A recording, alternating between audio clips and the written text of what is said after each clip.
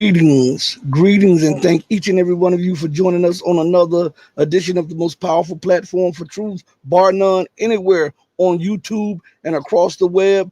I am Rashid, and this is your platform for education and empowerment. This is the Red Pill Diaries, and I'd like to first, before I bring in our esteemed guest, I would like to thank Matthew Eric for a lot of things that he's done behind the scenes, and we'll talk about them on another occasion. And I'd like to thank each and every one of you for joining us and who will join us in the chat and just listening and viewing this, because we know how YouTube takes this show out of the algorithm and we know how they suppress the numbers. But before we get into all that, we got to bring in our esteemed guest, and I am so thankful that he took me up on my offer, Mr. Lawrence, Dr. Lawrence Freeman. How's it going today, Mr. Freeman? Very good, thank you. And yourself? Oh, I'm blessed. I'm breathing, so I'm blessed, and I can't complain too much. um, I want to start the show off by addressing something that came out yesterday and came out to this morning.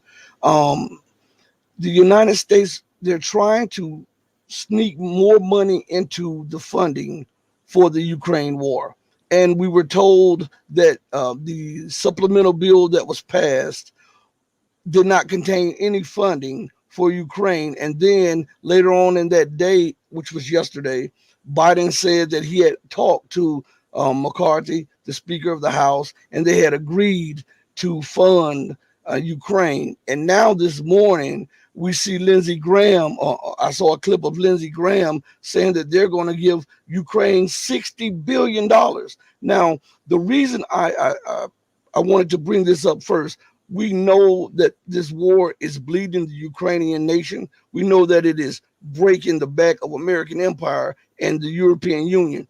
But one thing gets ignored in all of this is, again, I have to keep bringing this up on every show because it is marginalized by most shows and most pundits, is that there was a budget government analysis of what it would take to eradicate homelessness across the board in America, and it costs $20 billion. And this same government study said that it would take another 20 to 30 billion to completely eradicate poverty across the United States. Now, why is it that Lindsey Graham, Joe Biden, McCarthy, and the rest of the government officials seem to think that America's national security lies 10,000 miles across the seas, and they neglect home when this is of the most critical, um, um, needs the most critical addressing, especially as people are suffering. They have to choose between health care. They have to choose between whether to eat or pay their mortgage, or whether to buy medicine or to pay their car note. Are these people lunatics? And why is this happening? Well, there's a lot packed in there, what you asked. The Biden administration, prior to the continuing resolution to keep the government open, had requested $24 billion. I have no idea where Lindsey Graham came up with the figure of 60 billion. But the point is, one is that this war was totally unnecessary. It didn't have to happen. It shouldn't have happened. It could have been avoided. There were legitimate security concerns that the Russians have had increasingly since 2014 coup that took place in February 2014. And those security concerns, which are legitimate, were never addressed. There's a faction, I call it the geopolitical faction in the West, which has this perverted, diseased idea of a zero-sum game of the world. And they wanted to use the Ukraine situation to destroy or so weaken Russia that they would have to submit to all of the dictates of the new rules-based international order. Now, you raise a very interesting question on the money. As you might know, and Matt knows, I'm an expert in African affairs, which is a rarity in the United States. And I was discussing the same point with somebody else because I've been working with some Africans on establishing an Africa Infrastructure Development Bank, which would be totally dedicated to infrastructure, which is the most serious need of Africa. It's killing people every day. The lack of electricity, lack of railroads, electricity, railroads, infrastructure. And we were discussing how we would capitalize the bank. And I said, well, we have to get the United States to do it. The United States will never do it because they'll say we don't have the money. Now, one thing that was pointed out in this year and a half long war between Ukraine and Russia is any time the United States wants to, it has the money. It's Mhm. actually a good feature of our Constitution that the founding fathers put in that the government can create debt. That's a good thing. And the problem is only the refusal to issue money to deal with the homeless question and the poverty question in the United States. With $100 billion, we can make a major dent in providing electricity to Africa, which is starving from electricity, really. These things could be done, but everybody says, no, no, the money's not there. Where's the money going to come from? Well, this shows you that when there's a decision made to spend the money can be created. It's now part of our debt. Whether you like the war or don't like the war, the government has now given Ukraine over 100 billion, and I don't think it's going to stop in the near future. And I think the U.S. will continue to push that kind of money in, even though there is resistance building. Not some resistance in the Republican Party. There's resistance in other countries, and there's various reports of how successful or unsuccessful the Ukrainians are.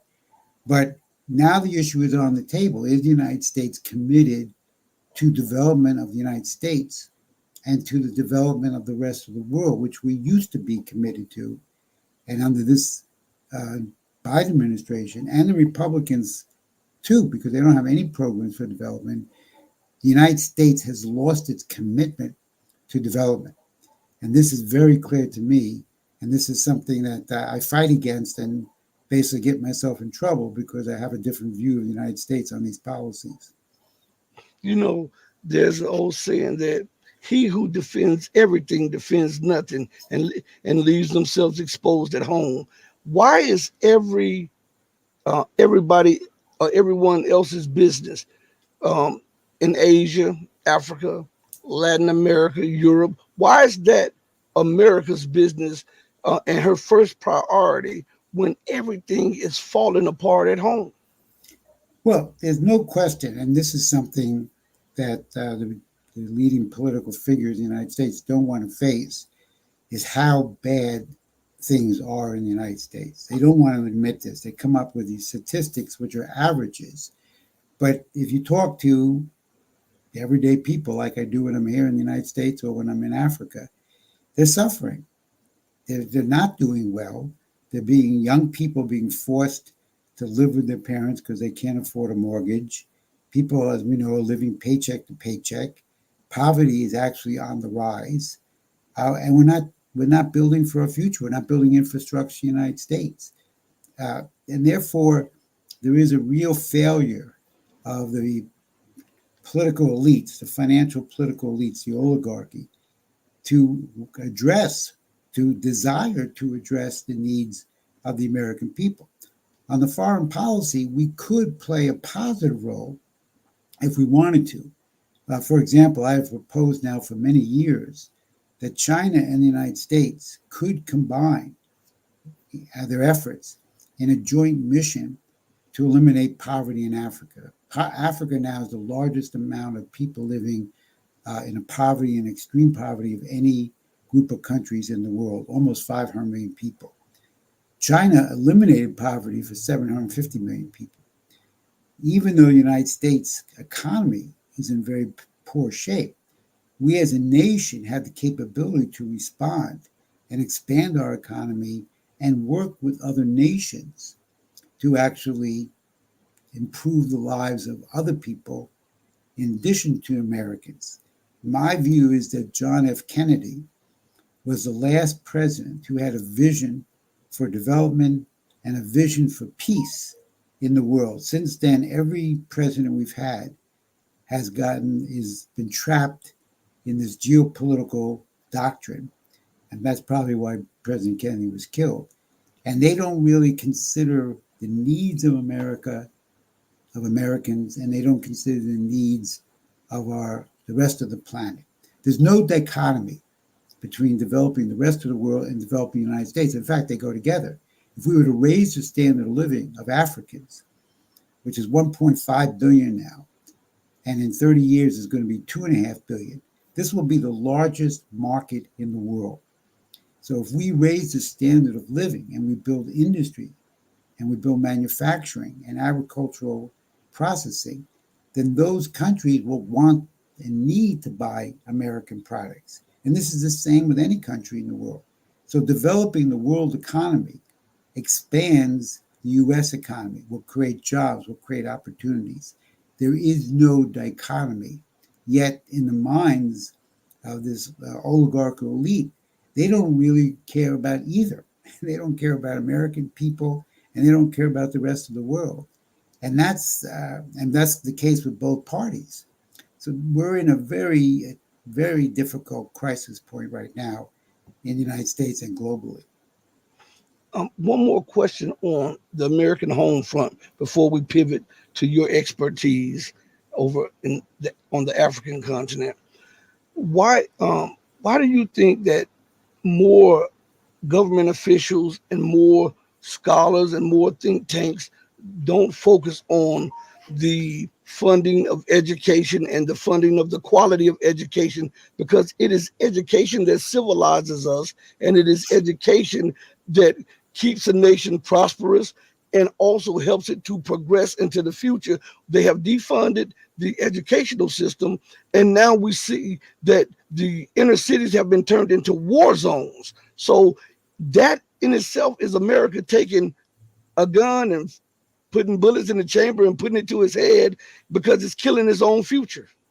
You really, I must applaud you. You put your finger on really one of the most crucial elements that defines the deficiency in U.S. policy right now. And it also tells you how little the leadership of the United States, Republican and Democrat, care about the future of the United States. You would almost have to, one might almost say it's a conspiracy to destroy the United States.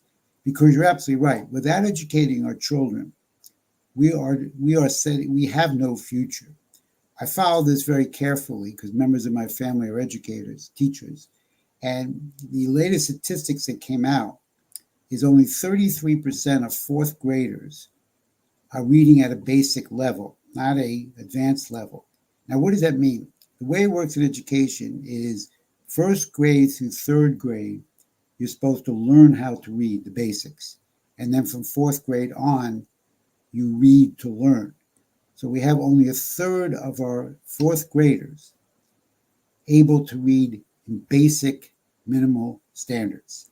This is going to destroy this country, as you just said. And I was a substitute teacher for a while. And if you look at these young people who are 7, 8, 9, 10 years old right now, in 20 years, those people will be filling the positions of CEOs, legislators, congressmen, and senators. Hopefully they won't stay there till they're 90 years old. But the fact of the matter is, if you look at where we're going, these young people today are not going to be qualified to lead this country. Now, I may not be around. I'm going on 73. I hope I will be. But the fact is, I can see the future, just as you mentioned. This is the most serious effort of undermining the United States is the failure to address this. We lost 500,000 teachers in 2 years because of COVID, but because the teachers are not being paid adequately, because the schools are not being kept up. And special education, you have to have so many teachers per students, and it doesn't exist. The special education system is not functioning. The regular school system is not functioning, despite dedicated teachers. So you're absolutely right. And Even though Jill Biden has been a teacher for 30 years, I expected her to champion this cause, but neither party puts this as primary. The Republicans have their talking points: border crisis, crime.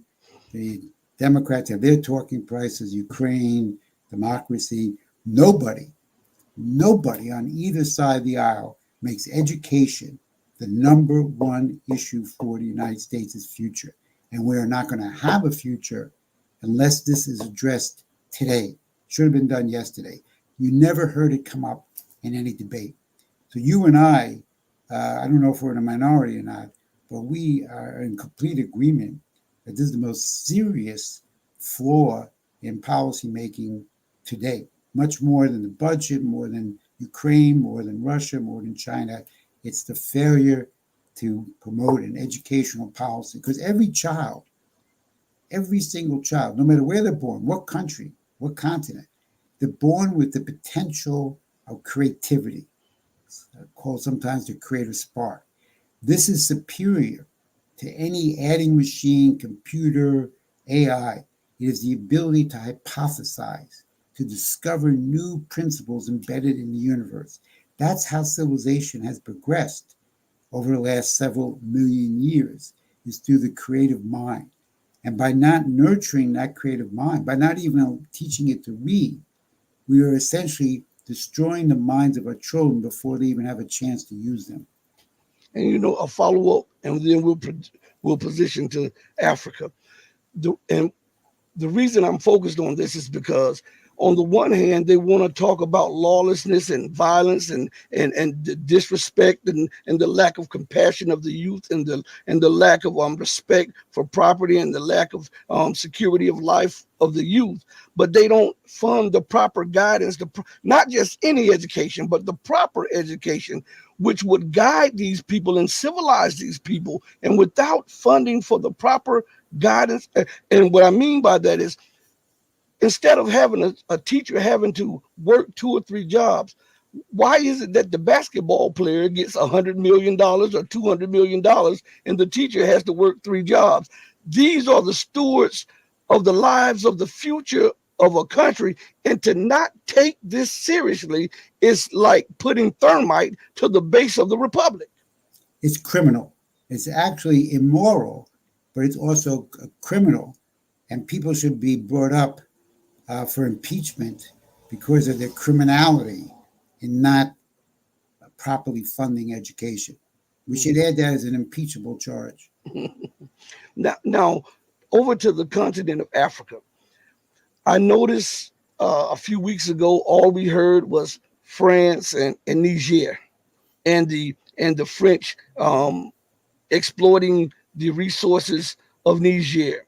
Why has that been pushed to the back burner? And also, when you answer that, why, if France has a minimum of 1,500 troops and a minimum staff in her embassy, why is it taking her, as said by Macron, to the end of the year to extricate those troops and those embassy staff away when it didn't take that long to deploy them there?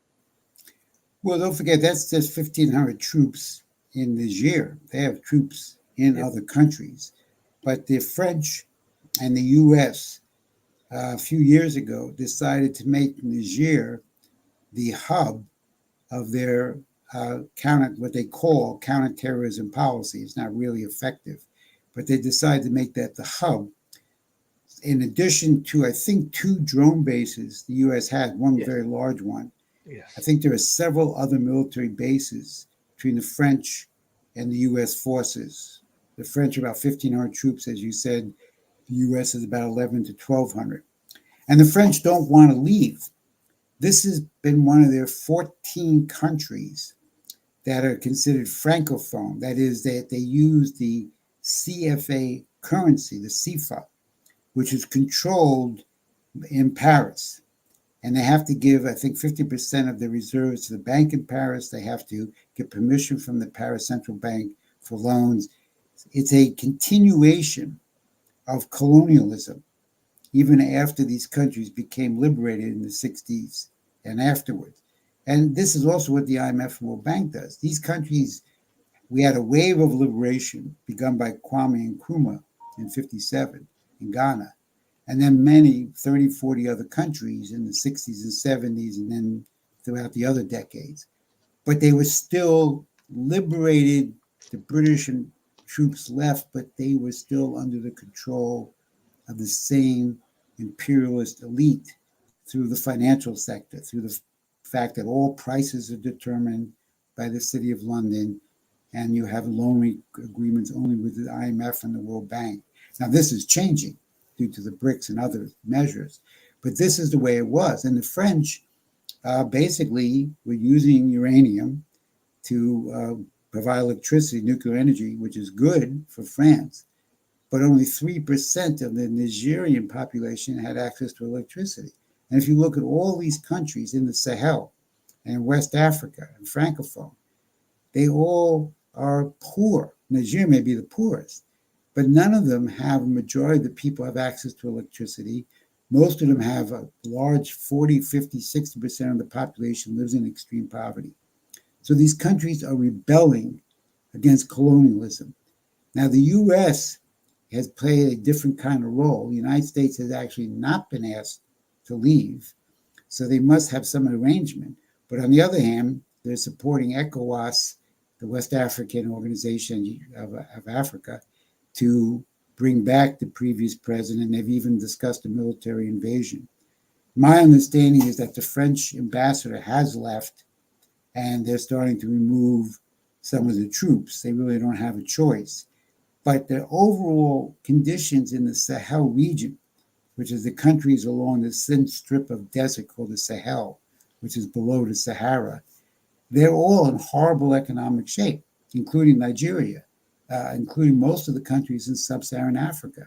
So we have to have a revolution in policy and in economics to bring electricity to Africa, which it doesn't exist, to end poverty and to end hunger, all of which can be done. They're not subjective, they're subjective problems, not objective.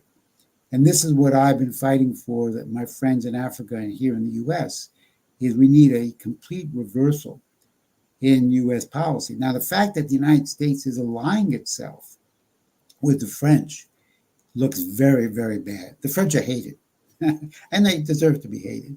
But the United States aligning itself with the French is a big, big mistake that Biden and Secretary of State Blinken are making, and it's going to come back at them if they don't break from the French right now.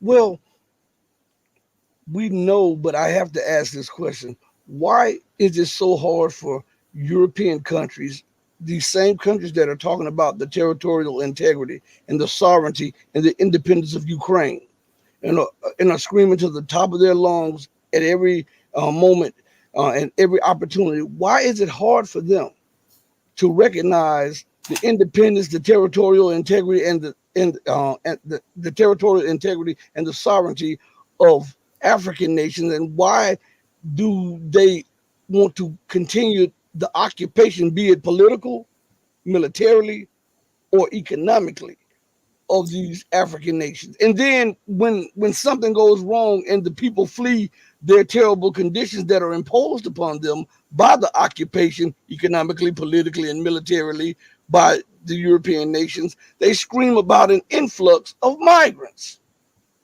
Well, it's obvious that you would not have these large numbers of migrants risking their lives. In some cases, brothers, knowing their other siblings have died, will still try to cross the Mediterranean. This would not be taking place without economic devastation in their country at home. Now, what the United States and Europe have done, and this is now way before China became more dominant, which begins, let's say, around 2000. Prior to that, all the countries in Africa looked to the United States first and the Europeans second. And we didn't do anything to help them. I've been working on for over 20 years a plan that I got from an Italian scientist called TransAqua, which would bring water from the Congo River basin, which is a very wet basin, through a navigable canal and dump the water in the Lake Chad Basin, which is drying up, has now been reduced by 90%. I was there back in 2014. I worked with the Lake Chad Basin Commission, one of the few Americans who even knows about this. And this was never supported by any country in the West except Italy, who did see it as a means of reducing migration. But we didn't do anything on this program. We haven't done anything to support this program. We haven't done anything to support a high speed rail network program, which is being advocated by the African Union and other individuals. We don't do anything to develop these nations. Why? Because we don't intend to. We don't desire to. We would rather have these nations mired in war and conflict and chaos, where they can easily be manipulated and controlled, than actually make them into independent sovereign nations. In fact, there aren't really, in my definition of economic and political sovereignty, there probably aren't any economic countries in Africa, especially sub-Saharan Africa, that could be technically called sovereign, because they actually don't get the opportunity to make their own decisions. Their decisions are made outside their country. We saw this in the recent war uh, in northern Ethiopia, where we had the West, including the United States government, actively involved in trying to undermine the elected government of Prime Minister Abiy Ahmed. And now I've gotten numerous intelligence reports, so I don't have hard evidence yet, except in one case, that the queen of regime change, Victoria Nuland, who's never been involved in Africa, is actually deploying, some say being deployed, others say deploying Blinken to send her to run Africa policy. And she was the first American diplomat to go to Niger after the coup.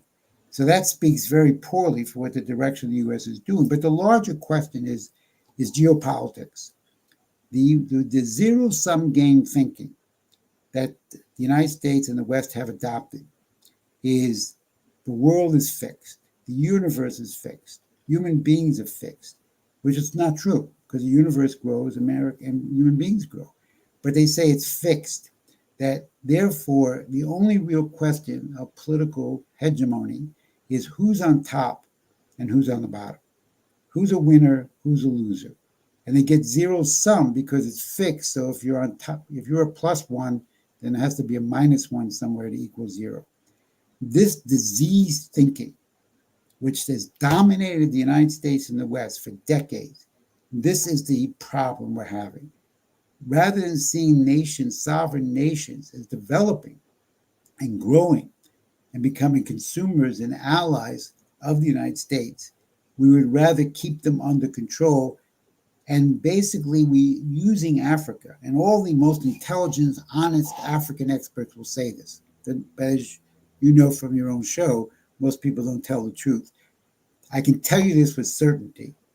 The U.S. Africa policy doesn't exist except to stop China. There is no positive U.S. policy. It's all gobbledygook. We want democracy. We want good governance. If you, the West says to African nations, if you do what we tell you, then we may let you join as a servant to our rules-based international order, which is code word for our political financial oligarchy. And they don't want sovereignty. And China's not perfect, but China provides a different alternative, a different view, a different potential. And that potential now is growing with the expansion of the BRIC nations that we saw last month in August. But the fact of the matter is the West doesn't want these nations to develop. In fact, if you go to the most hardcore policy, it's Malthusianism. There's too many black and brown people in the world. We have to reduce that population. They say it every once in a while. And that's one of the tenets of the environmentalist movement. We have to reduce the population. We have to reduce the population. And since most of these colonialists are racist, and it comes out every once in a while, as we see in Europe, they blurt it out, they can't help themselves. This is the first population they want to reduce. So they're not interested in giving people electricity. which is the lifeblood of an economy. That's why we could take the 100 billion from Ukraine, or just take an equal amount, and we would extend the lives of people in Africa, because more people die from lack of electricity than anything. But we don't want to. We don't intend to. We'd rather have countries in chaos and poor so we can manipulate them. And as Malthus says, if we have too many people chasing after fixed resources, somebody's got to go. And that starts with the poor. And he designed a policy to eliminate poor, not to eliminate poverty, but to eliminate poor people by spreading disease and spreading horrible living conditions. That's Thomas Malthus. That's the hard core of it. Most people will never come say that.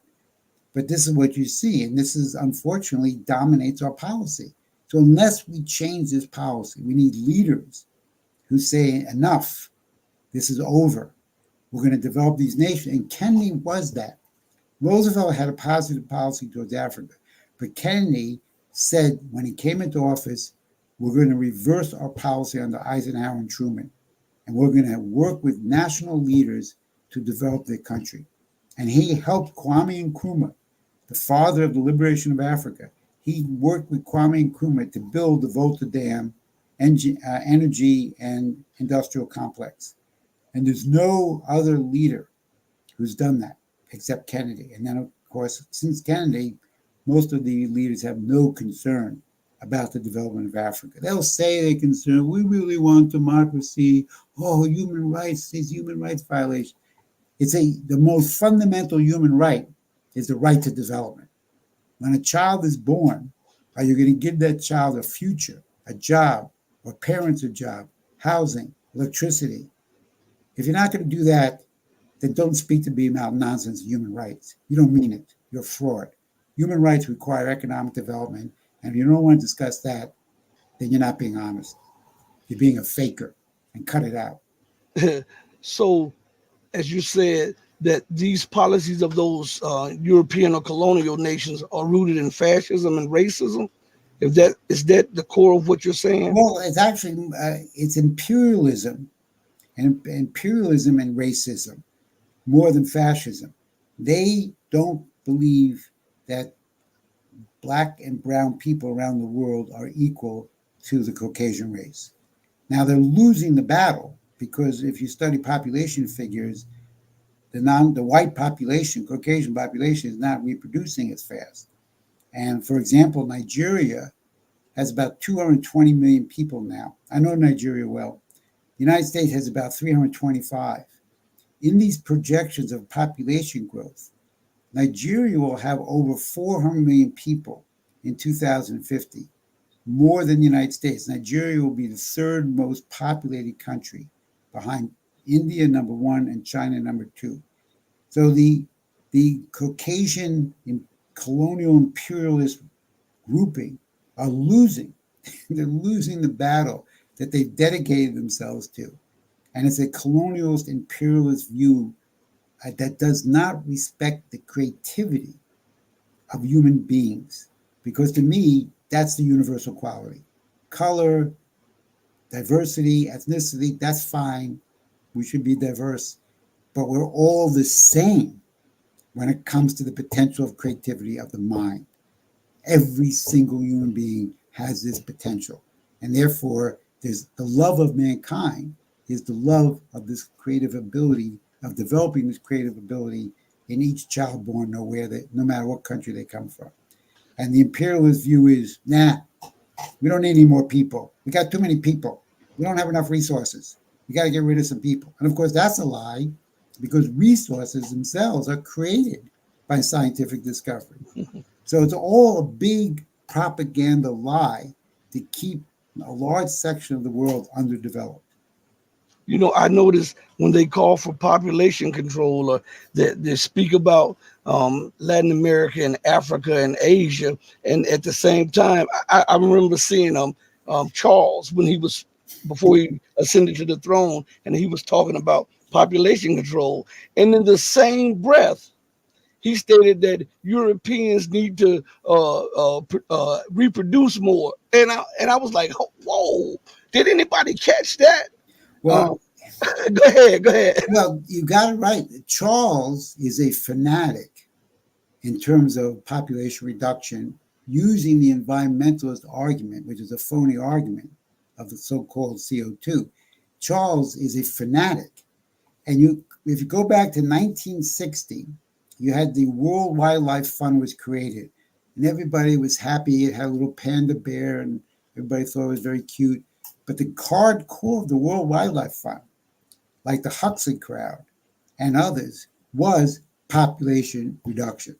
I think, and Huxley was a president of the Eugenics Society for a while.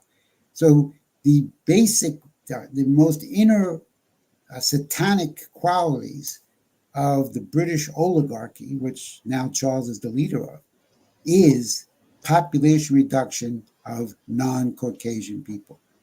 And you saw it with Charles.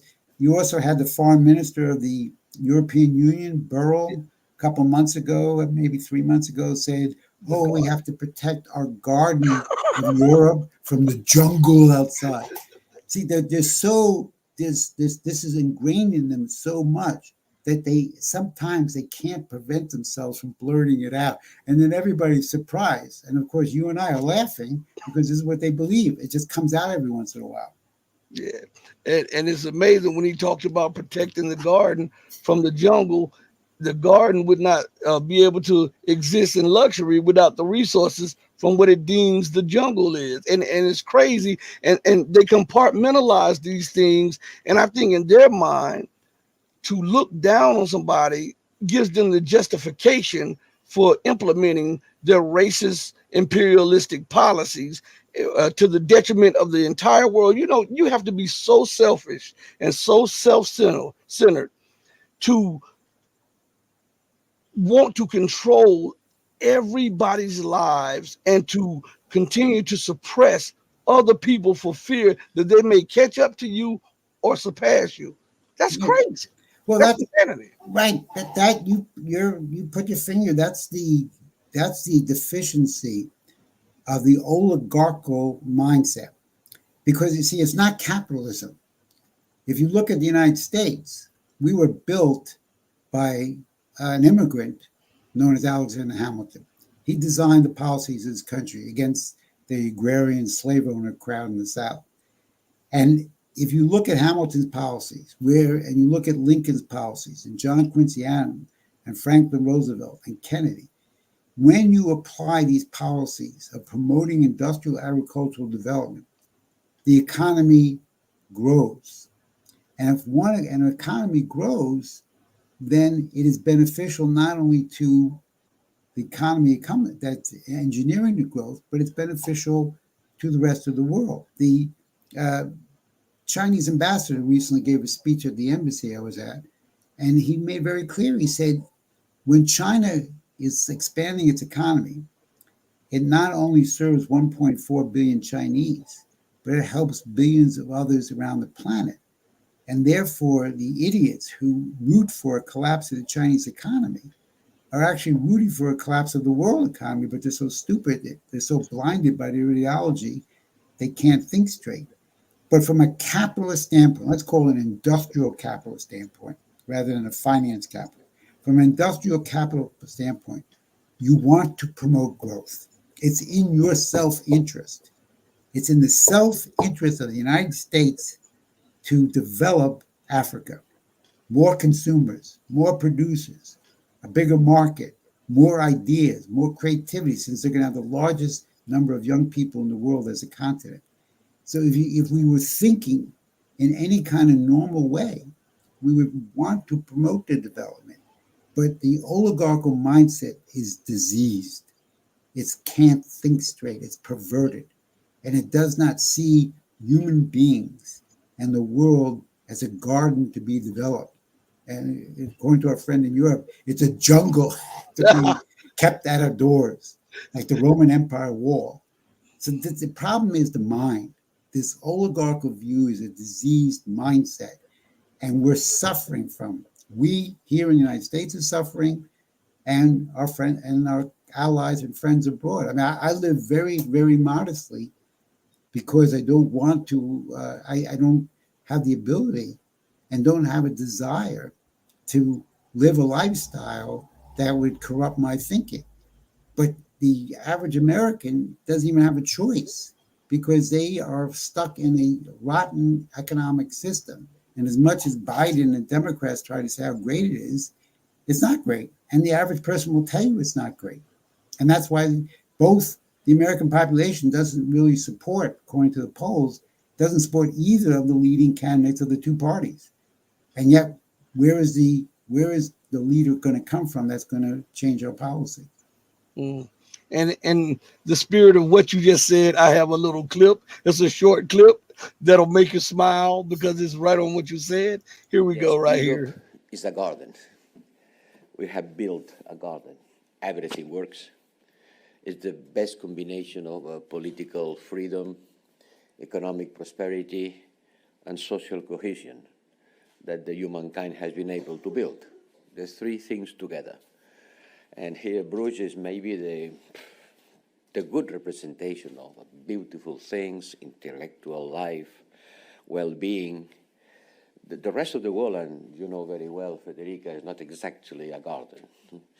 The rest of the world, most of the rest of the world is a jungle. And the jungle could invade the garden. And the gardeners should take care of it.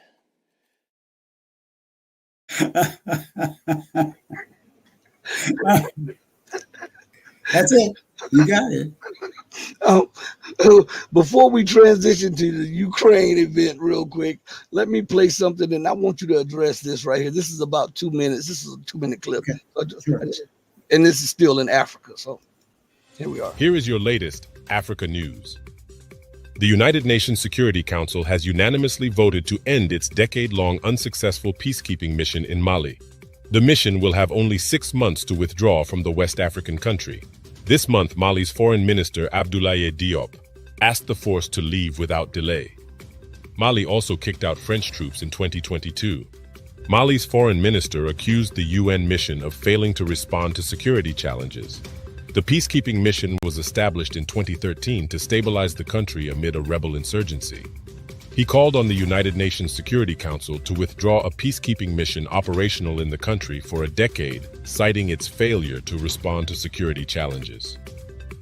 MINUSMA head El Gassim Wayne reacted to Mali's decision, saying it was nearly impossible to maintain the mission without the host country's consent. There have been several protests in Mali and other parts of Africa, like the Democratic Republic of Congo and the Central Africa Republic, all calling on UN peacekeepers to leave due to failing to help. Currently, the United Nations has 4 peacekeeping missions in Africa: MINURSO in the Western Sahara, UNAMSIL in Sierra Leone, UNMI in Eritrea and Ethiopia, and MONUC in the Democratic Republic of the Congo. UN peacekeeping missions in Africa have faced numerous controversies, casting a shadow on their reputation. Instances of misconduct, abuse of power, and failure to protect civilians, theft of Naruto resources have emerged, causing significant concerns. These controversies have involved sexual exploitation and abuse, failure to protect civilians, corruption and financial mismanagement, use of excessive force, and inadequate capacity and training. But the most pressing concern from Mali is the UN's inability to effectively protect civilian populations during conflicts. The UN's response to the Rwandan genocide in 1994, where peacekeepers were unable to prevent the death of 1 million Rwandans and instead only save white diplomats, stands as a tragic example.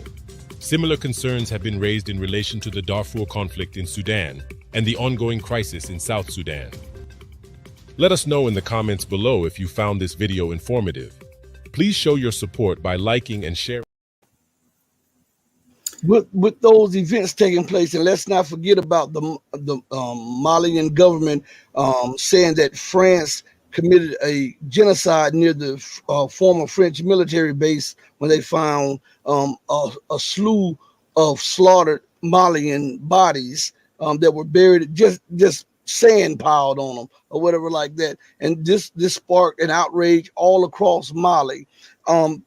First, Mali became the first African nation to force out a UN peacekeeping mission. And why is it that UN, US, French, and Western so-called terror fighting teams or peacekeeping missions or whatever. They never do their job. America has been so-called fighting terror in Syria for a decade and hadn't done anything. America has been fighting terror in Iraq for 15, 16 years. And look at the situation in Colombia. America has been down there for decades saying that she was fighting drugs and the use and sale and the transportation of drugs have exploded under her watch. Why should these nations trust Western nations to do a job? Aren't they just getting fed up with them? The example, it was interesting to me that the first example of the video you showed was Mali. Because I was in Mali for a week in 2013. The viewers may or may not remember, prior the overthrow of Mali occurred after Gaddafi was removed from power and assassinated. And what happened is, and I warned against this, and this was the Obama administration, liberal Democrat Obama, liberal Democrat Hillary Clinton, liberal Democrat Samantha Power, liberal Democrat Vice President Joe Biden, and Susan Rice. They engineered the destruction of the Sahel. So after Gaddafi was overthrown and then assassinated in October, here we are, 12 years later, October 2011, the Tuaregs and others moved into the Sahel big time. So the French came in and bombed some of them and pushed them back. But when I went to Mali in 2013, you could not go into the north. But the country was, the whole northern part of the country, which is 2/3 of the nation of Mali, is desert with 1 million people at that time. And this is where the extremists or terrorists, if you whatever name you want to call them, violent extremists, this is where they operate at, across the whole Sahel, because this area was no man's land. It was desolate. It was underdeveloped, even though the potential was there. There's an inland delta as opposed to a delta on the water. The Niger River makes a big turn in Mali, and there's a delta there before it heads south. This delta could have fed a large portion of the Sahel region. The French, when they were building their empire in the 30s, wanted to develop this delta to feed the French Empire. Never developed. Mali was put forward as the great democratic experiment. We helped form the country's leadership. We trained the military. And in 2012, it was the U.S. promoted it as the image of democracy. And then it collapsed. And it's still in a state of collapse right now. And this is the story. If you don't develop a nation, if you don't feed the people, if you don't help build the infrastructure, then people are desperate. And people who are desperate will do desperate things. And the counter-terrorism effort, so-called, which was billions of dollars for the Sahel and the Sahara, has been a complete failure. And what's going on this year is that's a continuation of it. But it's not going to last much longer as the French are now being kicked out. And the same thing with Sudan. I worked with the head of UNIMED, Professor Gambari at the time, and he was trying to help develop the region, but there was no intent by the United States to develop the Sudan, even though it had the largest potential of agricultural land that was unused. Never desire to develop the agricultural potential of Sudan. So you see in all these cases, and Mali is an excellent case, really people shouldn't be surprised because you're seeing the consequence of the failure of the West to develop these nations. And the problem is, and this is, I get in discussions all the time in Washington on this, why people don't want me to present these ideas, is because this would mean we'd have to abandon our policy for the last 40, 50 years in Africa, which typifies our problems, the whole developing sector. But they don't want to make this change. They say, oh, no, we can't do it. But China's doing it. It's limited from my standpoint, but they're doing it. The United States has not built a road, has not built a railroad, doesn't build these things. They won't want to. And then they'll say to us, we don't have the money. But as we discussed at the top of your show, the money is always there if you want Mhm. to, if you have the willpower. So we have a very perverted view of the rest of the world, and we should change it. And we're seeing change is coming anyway. The fact that the BRICS are now going to be 11 nations in January of 2024. They have their own development bank, which is going to expand. More and more trade is being conducted in regional currencies outside of the dollar. The group of 77 plus China met in Cuba a few weeks ago. Mhm. They're all saying the same thing. We are going to have an orientation towards development. The new paradigm has to be a paradigm of development. It cannot be the quote, human rights, good governance policies of the so-called rules-based order. The shift is on. And as I wrote on my website, if people want to read my article, it's irreversible. Now the change has started. It's a potential and it can't be reversed. The question is how aggressively we realize the new potential for development. And that's a good segue into the Ukrainian conflict.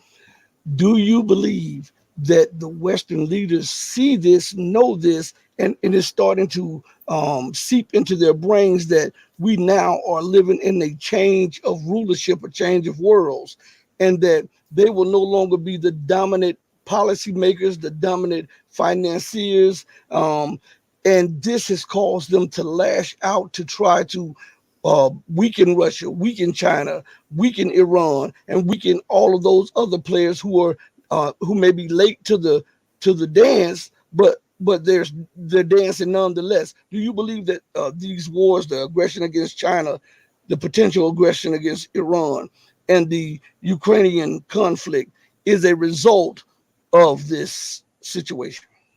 I think it's a continuation of their perverted ideology. I mean, there's no question if you read the literature, and there's a lot that comes out of Washington from the government and from think tanks, they see China as their number one enemy. It doesn't matter what they say. This is what is in their minds. And sometimes they do say it.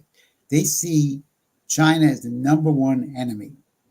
And the Secretary of Defense, Austin, said it. He said that's why we need almost $1 trillion in our defense budget to defeat China.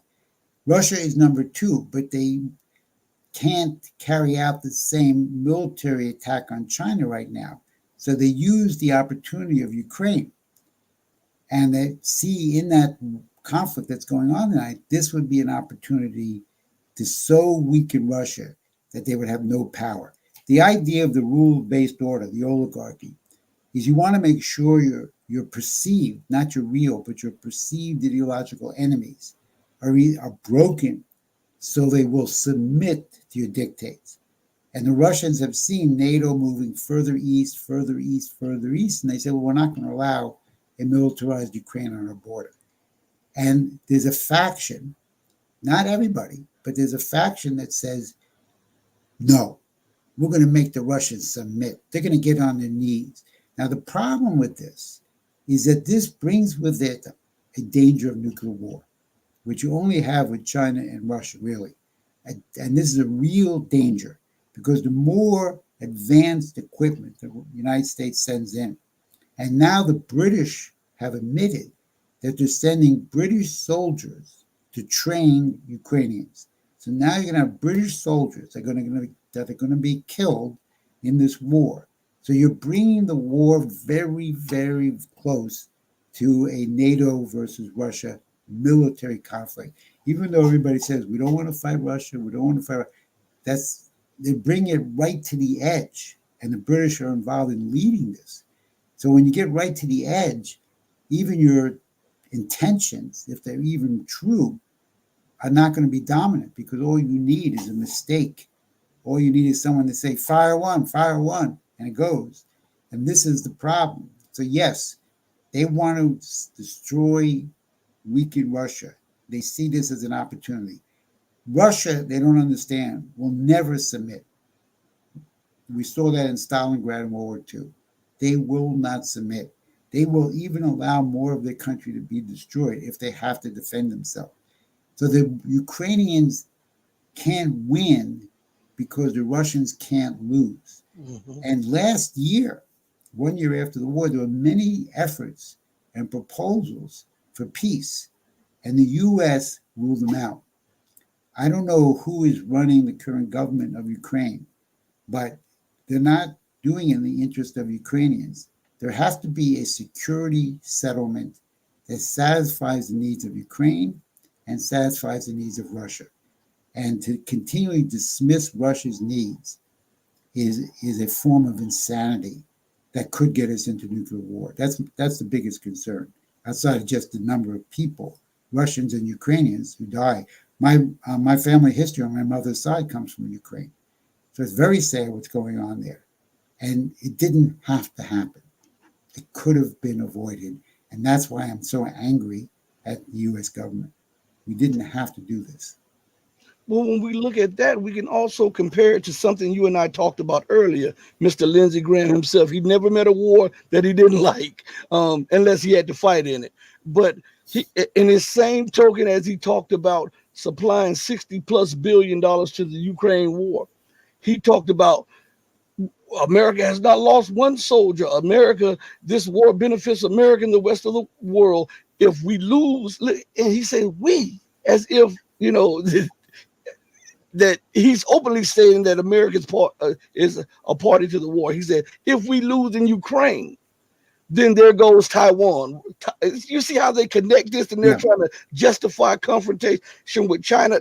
Now, logically, let's look at this for a second because I know the time is limited, but I just want to look at this just a little logically.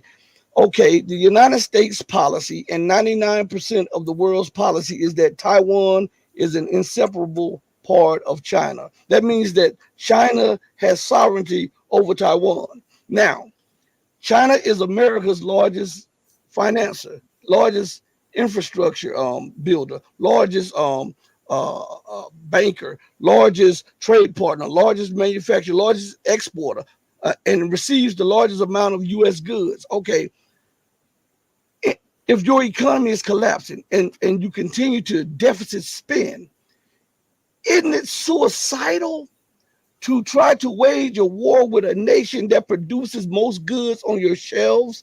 And this means that if you wage war with them, you'll create massive unemployment.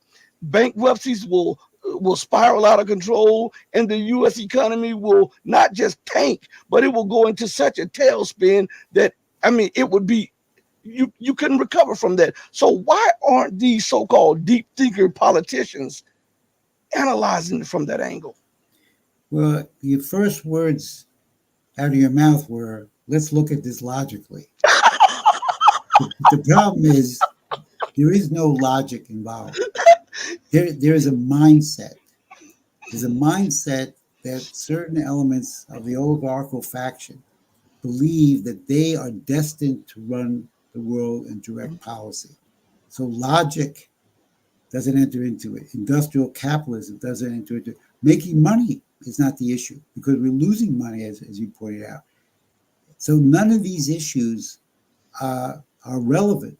The relevant part is this oligarchical mindset of destined to be the rulers. The people in Washington who discuss de-risking or separating the U.S. from the Chinese economy, these people are certifiably insane. Even this will destroy, as you pointed out, this will destroy even the weak U.S. economy we have. And I've heard people in Washington boast, oh no, yeah, the U.S. economy, we may suffer a little bit, but the Chinese economy, they're in really bad shape. Meanwhile, their growth rates have been tended to be between 6 and 10%, even on the bad times. Now this year is a little bit low. The U.S. leadership suffers from clinical insanity. And you know the famous expression, I don't they allege it came from Einstein, that the definition of insanity is doing the same thing over and over again and getting the same result and not changing it. Right now, we will destroy the US economy more than we have.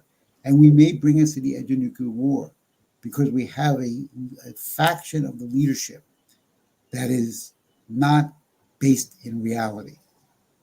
And the problem is that we don't have another leadership that is fighting to oppose that.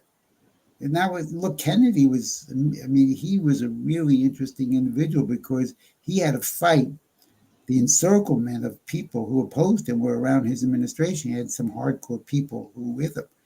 But he was fighting against this establishment the whole time. So was Roosevelt. And the problem is, where is the leadership going to be that stands up for America and America's true interest? It's in my interest as an American to develop the rest of the world. I benefit from that. I benefit from a stable Ethiopia, from a stable West Africa, from a prosperous Nigeria. It benefits me personally and it benefits my country. And it benefits me and my country to work with China, not to threaten China, not to threaten Taiwan, as you pointed out. The Chinese will never give up Taiwan. And it's been agreed to by every politician in the last 50, 60 years. So why do people discuss it? Because they think they can push China to the edge. Now, if you read the writings of the Chinese, and they've just come out with a new white paper on development, they want to develop. They want to see the world grow. And in Africa, they are not exporting the Chinese model. They're very clear in that. But they're giving people the opportunity through long-term loans to build railroads, to build ports, to build airports, to build dams. These are the things the African continent needs. And Ethiopia has set a new standard, really, because they now are almost complete the Grand Ethiopian Renaissance Dam at their own money. They didn't take money from anybody. And it should be completed in about 2 years. They finished the final filling. There's no confrontation, or shouldn't be any more, with Egypt or Sudan. And this is an example of a developing country, not an affluent country, putting forward policy for the benefit of the future of the nation. And this is what we need. So we don't want to run the policy. We say to African countries, what do you need? You run the policy. How can we help you? Like, for example, let's take the French in Niger. Because the French has exploited Niger. 3% of the population has access to electricity. 10 out of 25 million people live in abject poverty. So if we had a development-minded Macron, we would say, okay, what do you need? We will help you build it.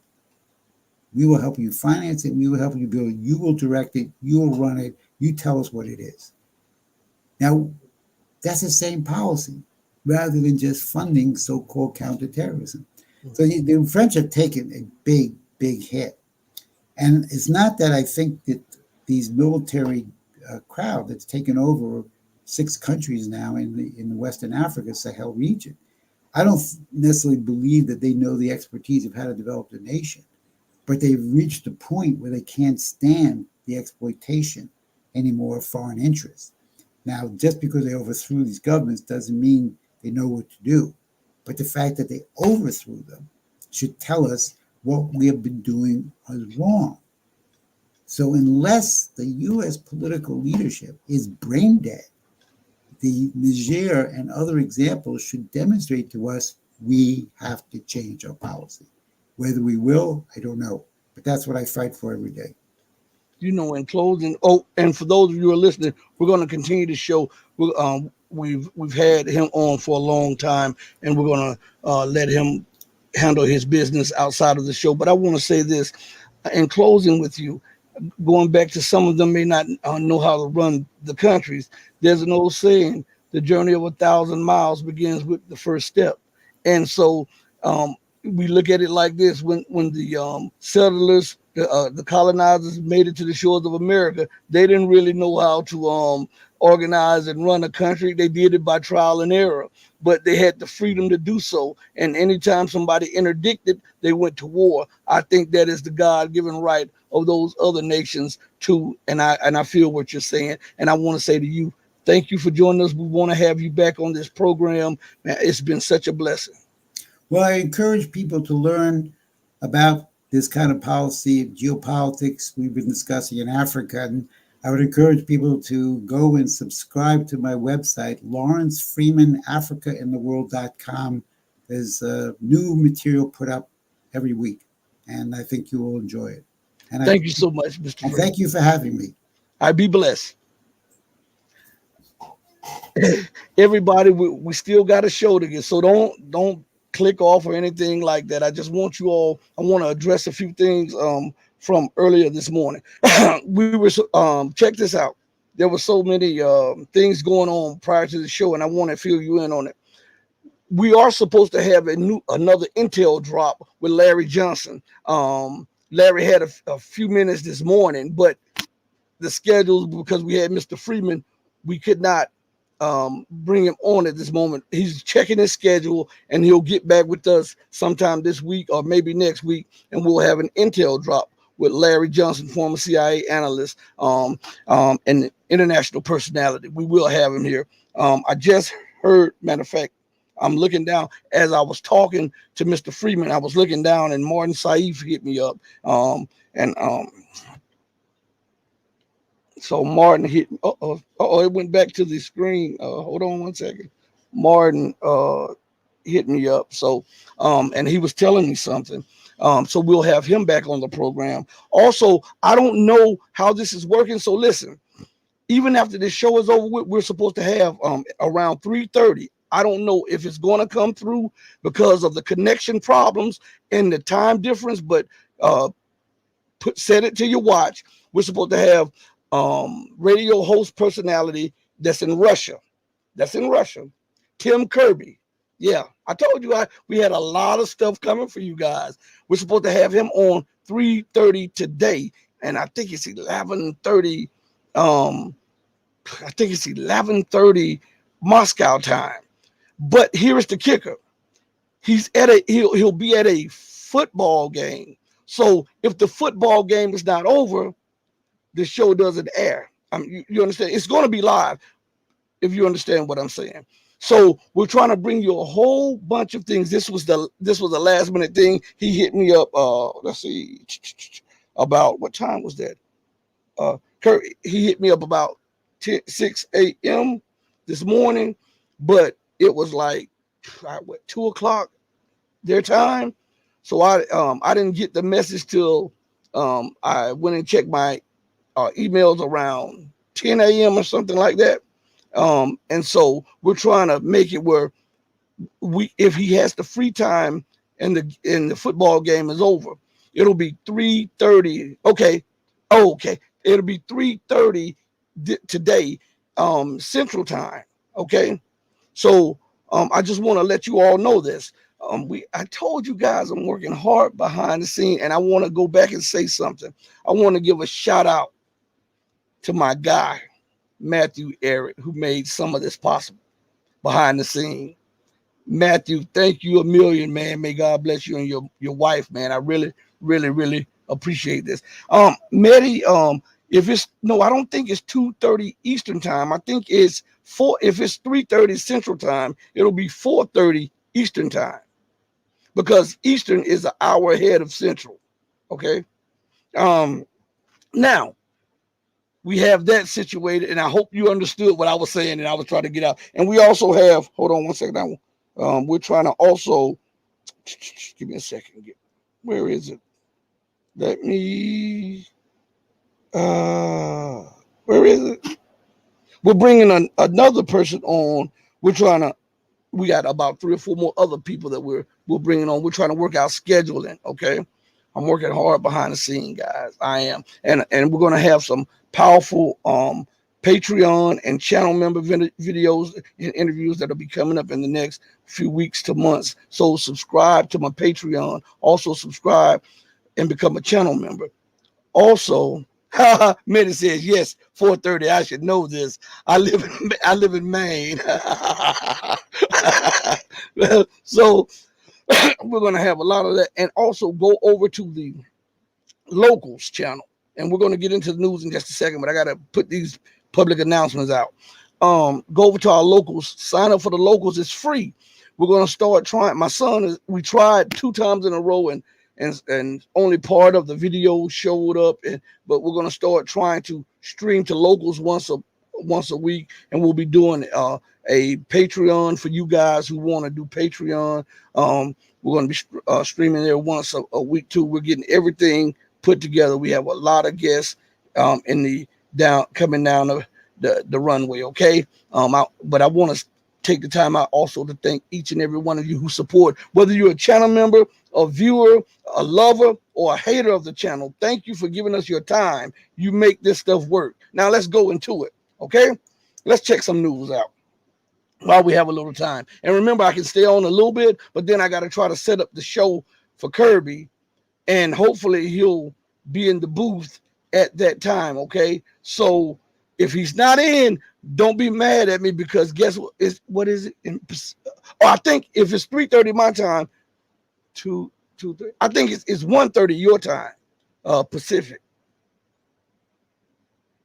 Okay. Medi says he likes being on locals better than Patreon. It's cool, whichever one that floats your boat. I'm trying I'm working out these new things on. I'm not a tech guy, okay? I'm trying, so don't laugh at me. I'm trying these things to bring more content to you guys, and also to interact with you guys more. All right, so we can get a feeling of who each one of us is, and that we can take each other's conversation and thoughts and perspective into consideration when we're doing shows, because that's what makes it work. Okay. Omeda says he likes locals better because it has more options for subs. Oh, okay, that's three. Okay, but locals also have I will help me. Okay, Medi, that's cool. That's cool. I'll take you up on that shortly. So let's get into the news. What's on the like they say, what's on the log for the lizard? Let's get into it. So as Mr. Freeman and I were talking at the beginning of the show, Lindsey Graham comes out and he talks about that the United States will provide $60 billion and more money for the Ukrainian war. And he justifies that, saying that Ukraine would have been in Crimea by now if the administration would have provided him with more weapons more timely, even though Russia is destroying all of the weaponry that not just the United States, but all of NATO has provided. I want you to see how detached from reality these people are, and how much of a warmonger they are. They're war whores. They're war prostitutes. And they work for the big corporations. And I want you to think about this while we're addressing this. How much contempt that they have to have for the lives of those people who are lost on the battlefield. To look at you and to look at those people as expendable pieces on a chessboard. Listen, you can always print money. You can always get money. If you lose money, if you spend money, you can always get that. But once life is taken, that life can never be reproduced. So when we talk about the disrespect and the disregard for livelihood in the projects and in the urban areas, look at the example. These people don't respect anybody. To be willing to sacrifice an entire nation, Ukraine, okay, so that the United States can wound Russia, can justify more military spending, and then provoke China is insanity. That's absolutely insane. Forget about the cost in the monetary sense. Think about the cost in man and woman power. The money can be recouped, but not by America, but it can be recouped. But can the lives lost be recouped? Can the lives that have been damaged and have been permanently stained by what they saw and heard and felt and experienced in war, can those lives be recouped the way they were prior to? How can you have such a disregard for life and the sanctity of life, and at the same time talk about you a Christian, or talk about you a Muslim, or talk about you follow Muhammad, or talk about you follow Jesus, and yet you are disregarding the livelihood of people. You're willing to throw away millions of lives so that Lockheed Martin can get a contract, so that Boeing can expand, so that the Israeli war companies can expand, so that the French war companies can expand, the German war companies can expand. Because let us not forget, BMW was founded by the Nazis. Let's not pretend that didn't happen. Let's not pretend that these major companies that are called luxury car companies and what else? What is the major company here? I know it because I work Westinghouse, and stuff. These companies are war profiteers. Think about, I don't think you guys understand, even the paint companies are war profiteers. Do you know that? The DuPonts, they're war profiteers. How the heck do you think that they've gotten their money? War for profit, nothing but a massive money laundering scheme. That's right, Joel. Let me put this up here real quick.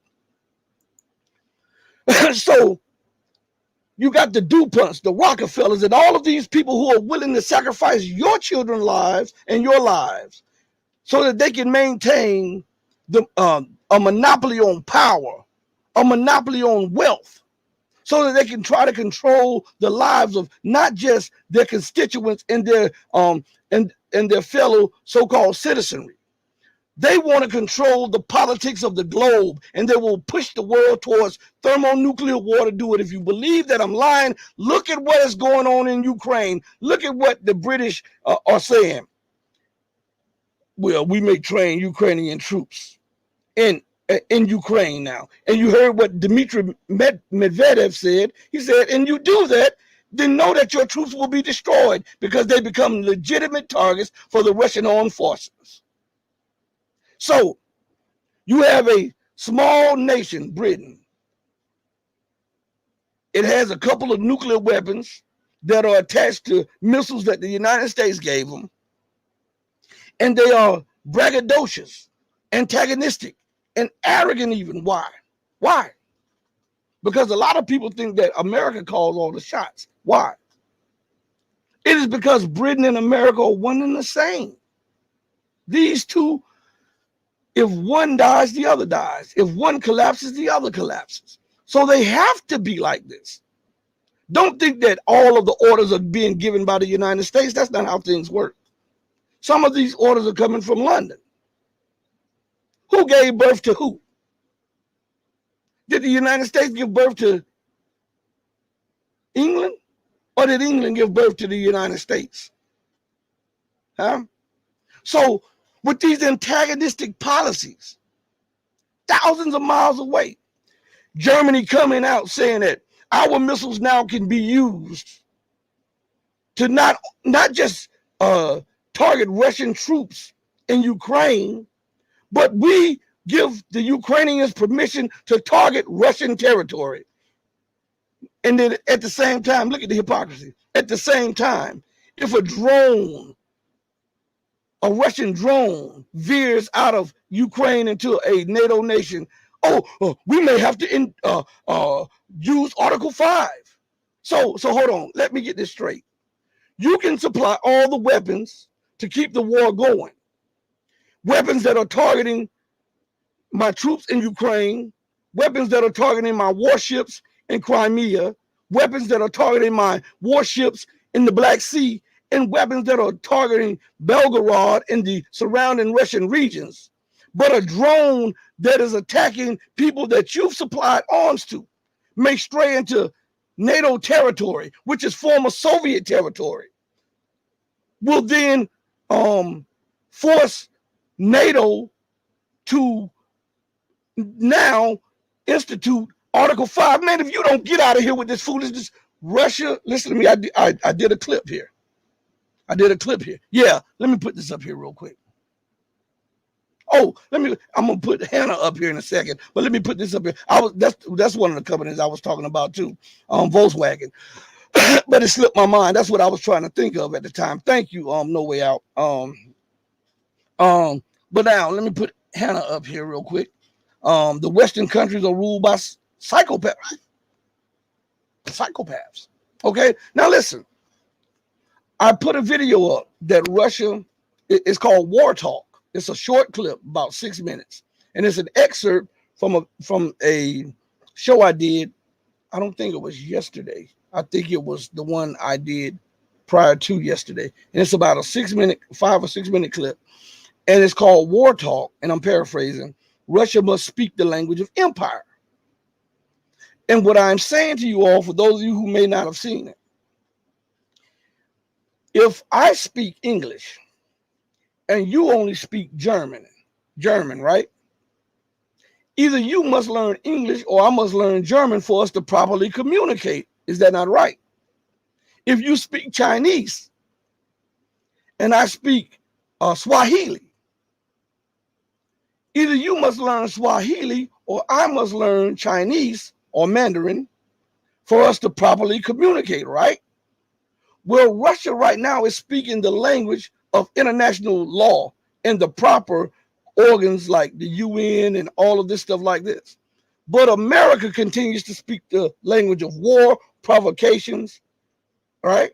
Now, we see that America has not understood Russia's message, but Russia is getting a taste of America's message, right? So Russia is picking up on what America is dealing. So now for Russia to convey herself properly to the empire, Russia has to learn the language of the empire, the only language that the empire speaks. This is common sense. Because how can you expect a person to properly understand you if you can't if you don't understand the language, or that person doesn't understand the language that you speak? If they refuse to learn your language and you're picking up on bits and pieces of their language, and it is vitally important for you to convey a message to that person, common sense tells us that we must do something to try to learn some of that language so that we can convey our message to them with the utmost sincerity and importance. Is that not right? So while Russia is talking international law, the United States ignores it. While Russia is talking about the international order, the United States talks about the international rules-based order. While Russia talks about, listen, let's do something fair and just, America's talking about a U.S. Western-centered world. While Russia is talking about negotiations and peace and the respect of national sovereignty and territorial integrity, the United States is saying you are not allowed to have spheres of influence, but we are. So now, at every turn that you speak to the empire in the West, they do this.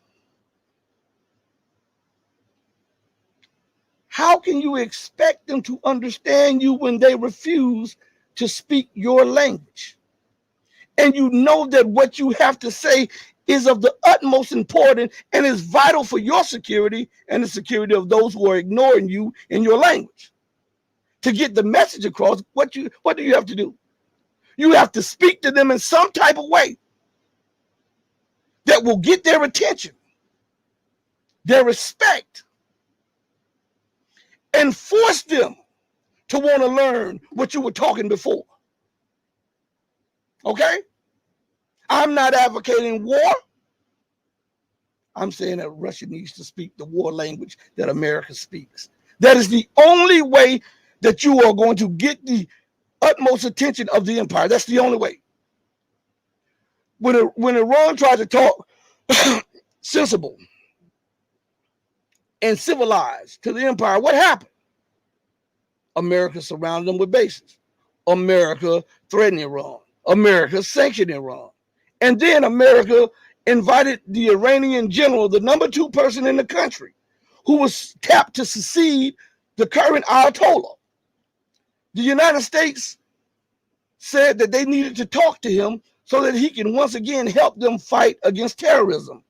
Immediately on departing from Iran into Iraq and exiting the plane and getting into the delegation cars the convoy, the United States took the opportunity to not only kill him, but kill 2 Iraqi generals and a colonel.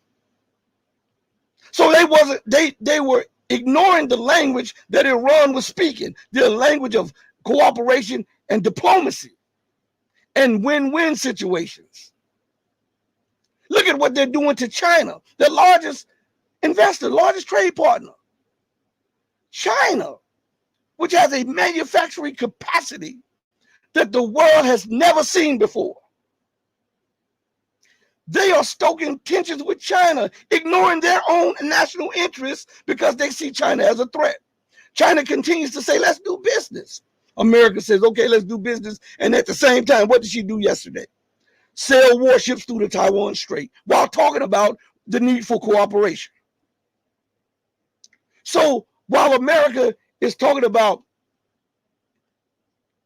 let's bring the war to the end, what it said, but the war must end on our terms. How can losers dictate war terms? Did Germany get to dictate its terms after it lost World War II? Huh?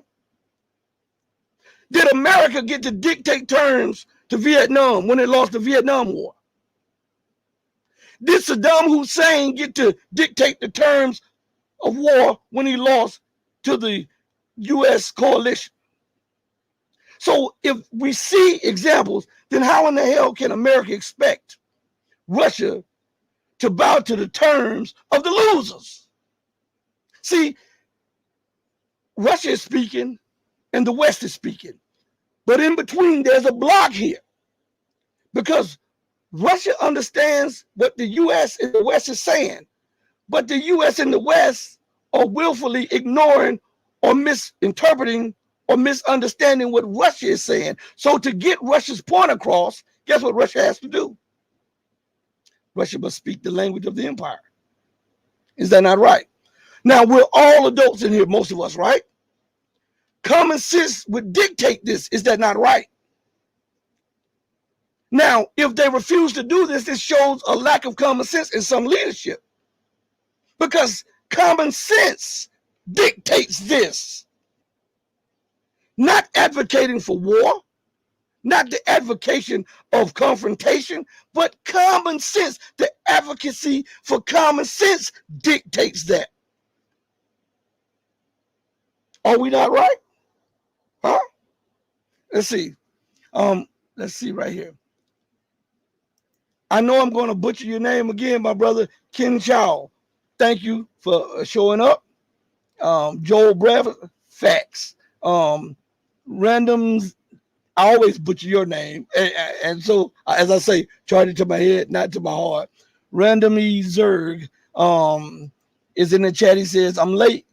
Got to watch from the start. Respect, Rashid. Respect back to you.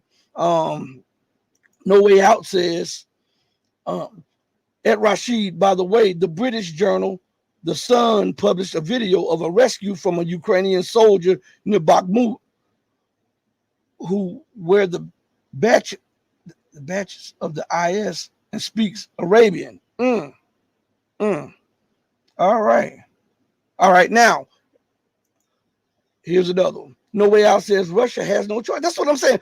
All of the viable choices to communicate with the West have been either closed off or destroyed. Russia has no choice. Their hands have been forced to do this. Again, common sense dictates that. Right? Common sense. Now, let us look at it in a shorter term. Let us give an example. You know I'm the king of analogies. So let's look at it. If you have an assailant or a suspect in your sight, and you're communicating to the suspect, we don't want to hurt you. Stop. Put your weapon down. Put your hands up and get down on the ground.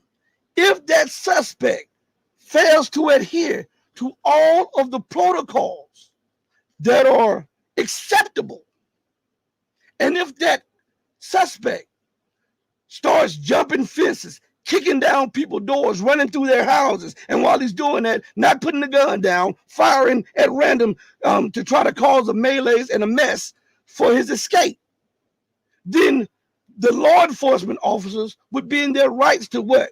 To do what? To use the language that the suspect has shown that that's the only thing that he has respect for.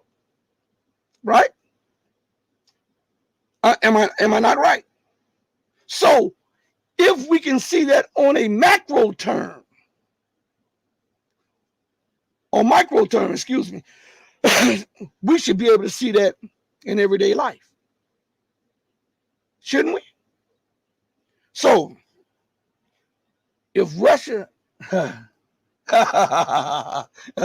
listen what he says. Ken Chow says, let them have it, Rashi. That's what I'm saying. You got to let them have it.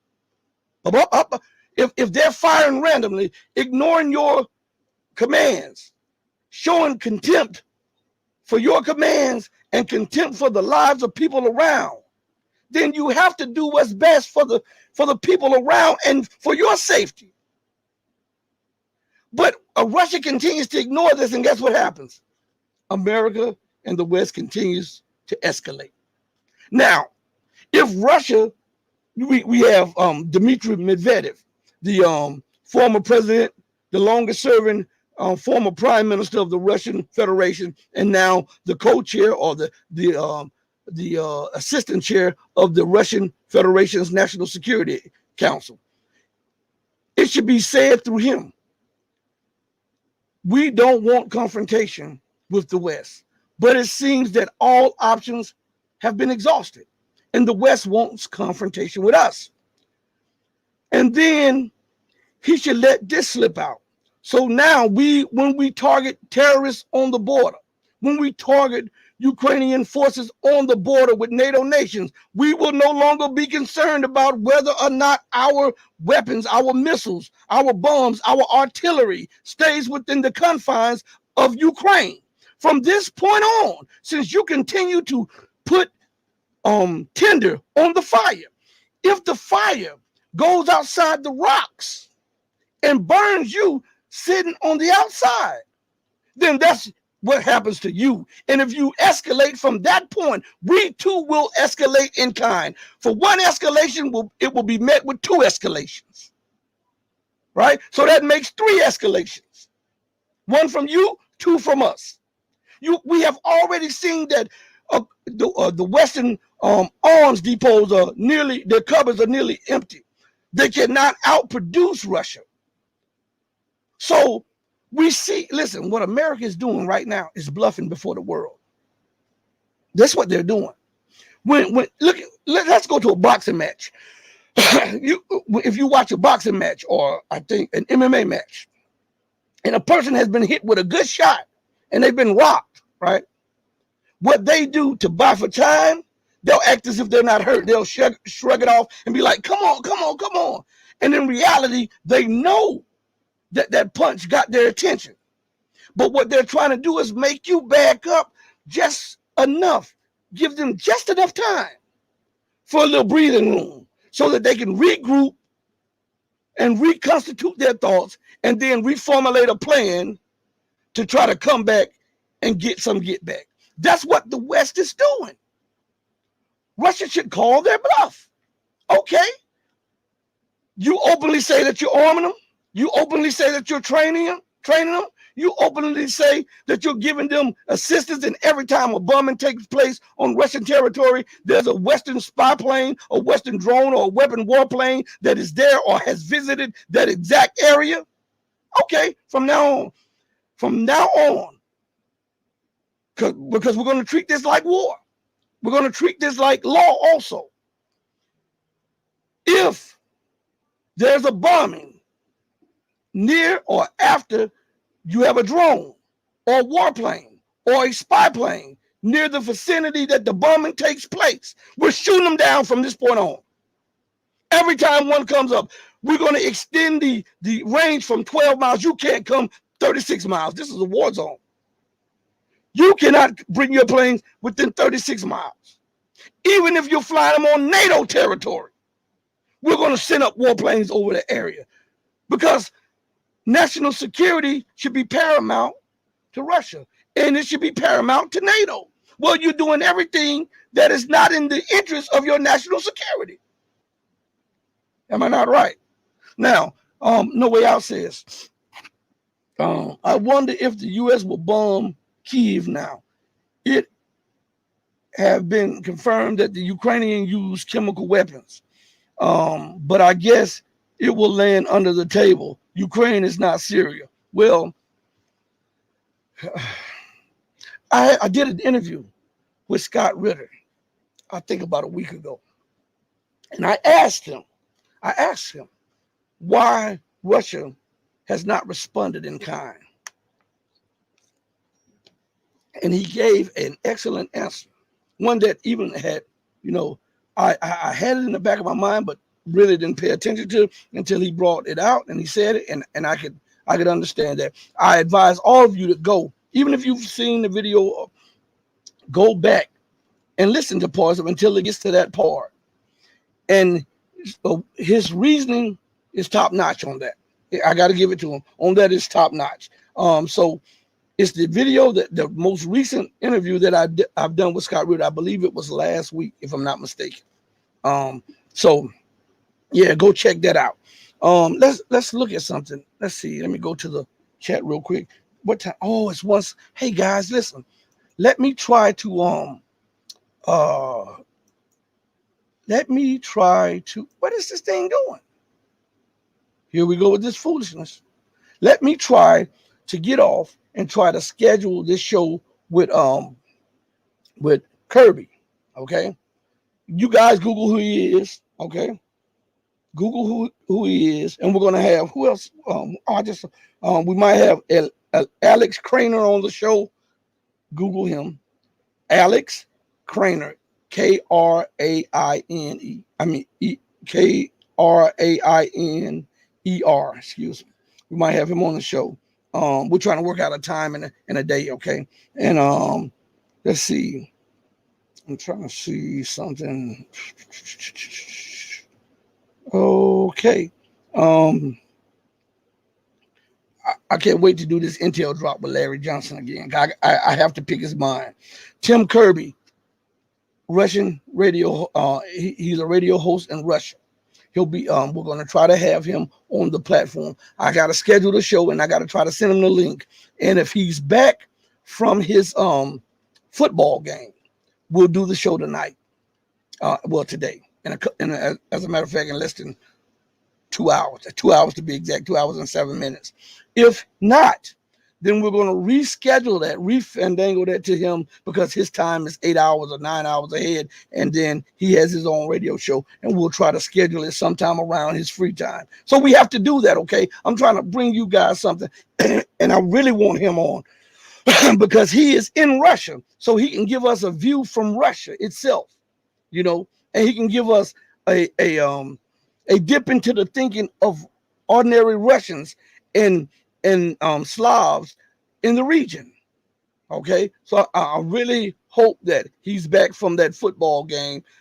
He's trying to do the show, but he had prior engagements already confirmed. So we're going to try to get him on for you all. Please try to join us back. Even if he's not on, join so that I can let you know he's not on, and then we can reschedule the show, okay? I really would appreciate that. Now, on that note, I'm about to do this now. On that note, know that I love you, but know that my love pales in comparison to the love that the almighty, true, and living God has for you. Until we next speak again, stay strong, stay true, but above all things, stay righteous.